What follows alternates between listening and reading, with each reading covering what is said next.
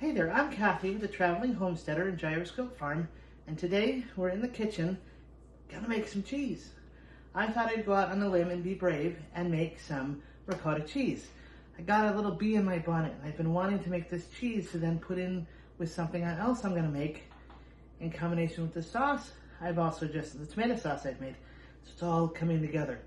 So I thought I'd ask you to come along with me and just check it out and see how it turns out. So I'm gonna take 2.5 gallons of whole milk. It's a total of a gallon. I'm gonna put it in my pan. I'm gonna add to this gallon of milk, I'm gonna add 1 quart of heavy whipping cream.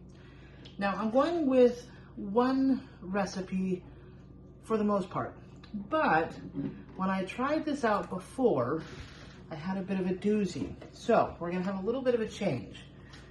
So to our 1 gallon of milk and 1 quart of heavy whipping cream, we're gonna add 1 teaspoon of sugar and 1 tablespoon of salt. Now, this is where one change comes in, and the salt I used last time was Himalayan salt, and it wasn't fine ground. And I don't know if that affected my recipe the last time, but this time I'm using just standard Morton salt, just the regular old fine ground. Now in this, it has the teaspoon of salt and the tablespoon of salt and the teaspoon of sugar. So as I have the heat coming up, I'm gonna wait till this has a little heat to it, and then I'm gonna add this together. But the other change I'm gonna make is using 1/4 cup of lemon juice instead of 1/4 cup of white vinegar. Now I'm making that change because when I did this recipe in preparation before, it didn't curdle. So either one of two things happened. Either the vinegar didn't work as it was supposed to, or I didn't have enough. And so with the research I've done, lemon juice can actually help your cheese be a little bit creamier. It adds a little bit extra dimension because of the properties that are in it. I don't know the whole 9 yards, but I thought I'd give the lemon juice a try. So now that this has been heating up just slightly, I'm gonna add my sugar and my salt and mix it in. So I'm gonna take my wooden spoon and stir in my sugar and my salt. Now, here again comes a couple of things that I've seen when making goods. I ended up getting a wooden spoon, and some people say using a wooden spoon for this process is best. Some people say using stainless steel is best. So I think it's kind of what works and what you have. You don't want to have your milk kind of go off and be tainted by things, so I probably would lean more towards wooden spoon or like a slotted metal spoon, like a stainless steel, but maybe not silicone. I'd probably steer clear of silicone for this purpose. But at this point, we're gonna let this heat up, and we're gonna bring it to, I'm gonna say a boil, but not a rolling boil.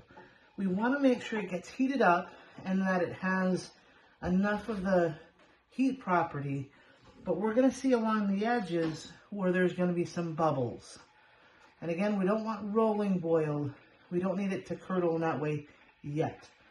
But once it's heated up, in about 20 minutes, we're gonna then add the lemon juice. And again, that's gonna be 1/4 cup of lemon juice.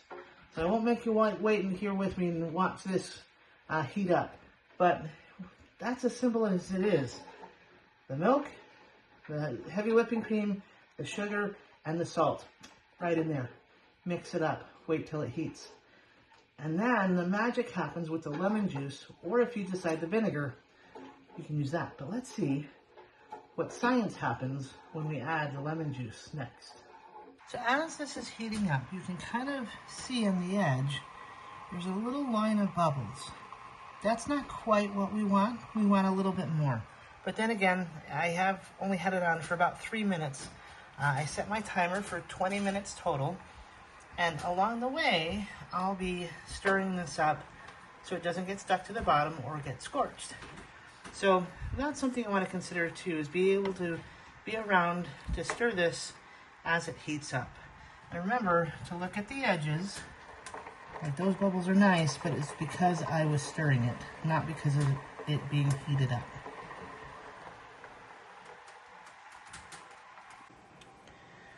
Okay, so I'm ready to take this off the heat now.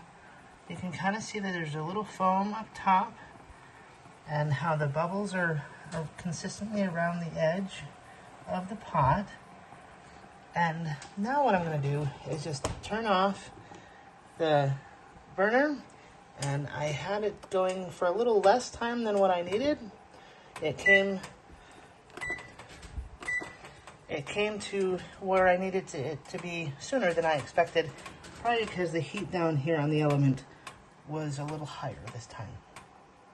So now that I've taken my pot off the heat, I wanted to show you before I put the lemon juice in, my little setup. So I have a setup here, a little container I got at the dollar store, plus 2 little baskets with holes in the bottom and along the sides to help separate the whey that I'm hoping to get from the curd, from the curds from the whey in this container. So now that we're going to add the lemon juice, let's see what's going to happen. Okay, so into our pot, we're going to add our 1/4 cup already measured lemon juice.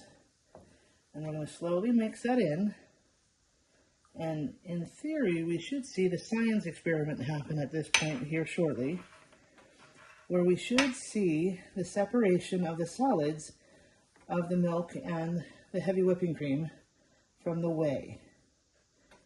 Now, it's looking like it's not quite doing it yet, although on the spoon, I'm seeing some things happening. But I suspect we may need to add a little bit more lemon juice to have the separation happen more. Because ultimately, we want to have cheese. And this is the lemon juice that I've used. So I'm just going to add some more of this to hopefully get more of a reaction.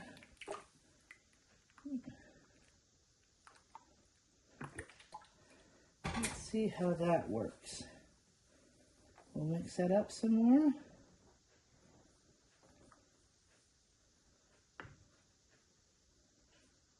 And again, there's a little bit more coming on the spoon, which is a good thing. But again, it's not quite as much separation as I think should be happening. So let's add some more.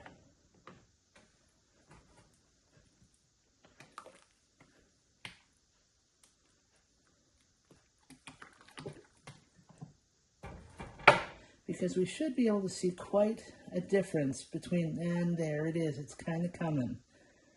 I'm seeing it, I don't know if you can see it too well on the camera, but the separation is certainly coming along the more lemon juice I've put in. And there it's coming some more. So again, maybe just a tad bit more, because we want to see a really significant amount of curd separating from the whey. I don't know if you can see that too well, but it's really starting to separate, which is really what I wanted to see. So, this is kind of the exciting science experiment part of cooking.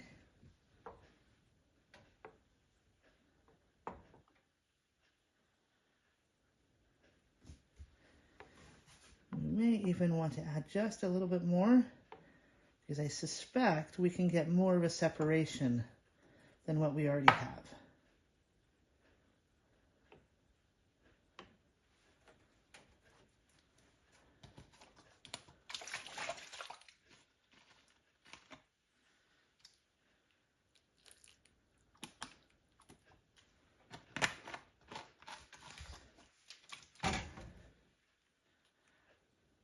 Okay, now I hope that you can really see how much this is separated out.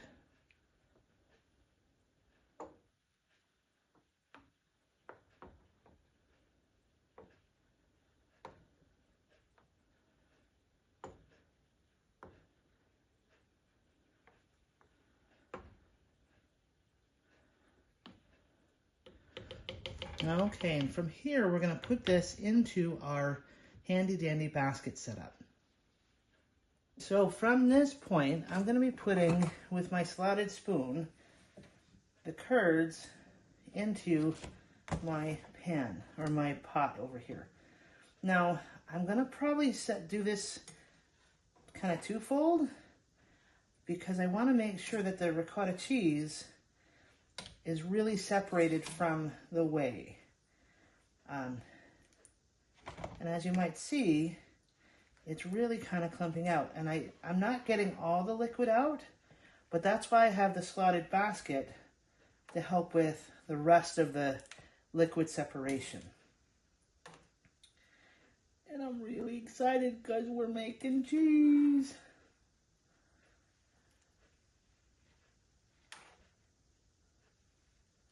So while I'm converting the whey into the baskets over here, I've actually changed my unit. I ended up getting this strainer to strain out some of the extra whey from the pot.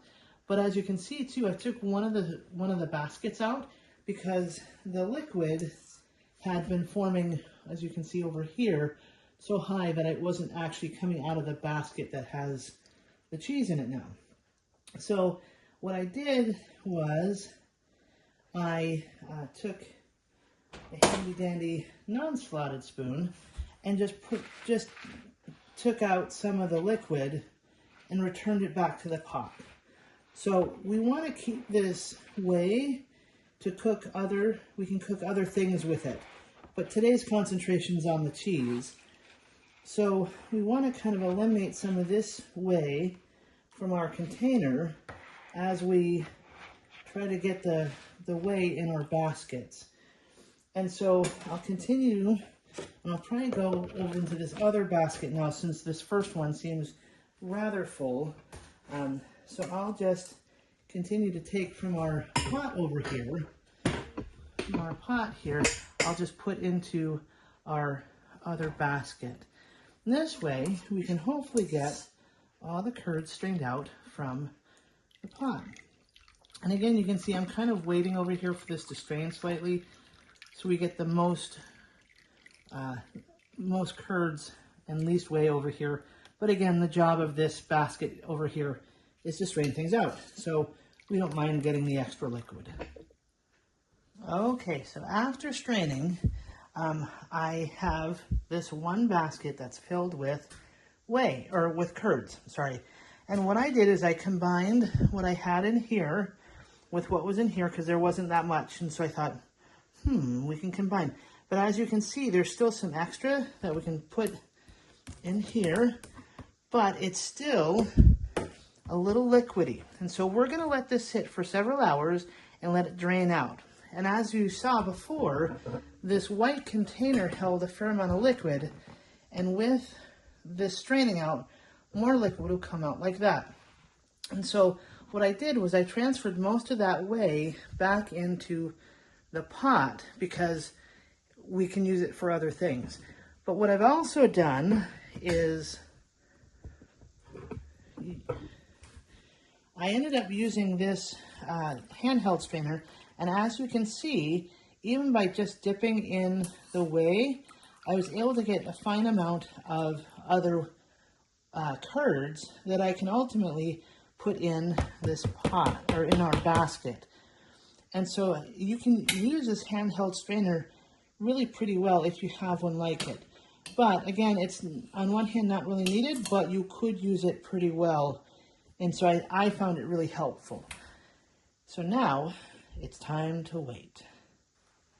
Hey there, so we're back after a few hours of letting the cheese kind of drain, and this is what it looks like. So this is what it looks like, and you can see in our basin that there is some whey that has come out, and this is the cheese. And so now I'm really excited, and all I have to do is put it away, and I'm gonna put it in this extra container and put it in the refrigerator. And then once it's all done, I can use it in various different foods. I'm gonna be making some zucchini lasagna, maybe some other lasagna as well. And I can use this in other different foods, which I'm really excited about. So thanks for coming along today on this cheese making journey. And if you'd ever like to try it out, try it out. And if you've tried it, let me know how it turned out. And let me know how it turned out in the comments below. Have a good one.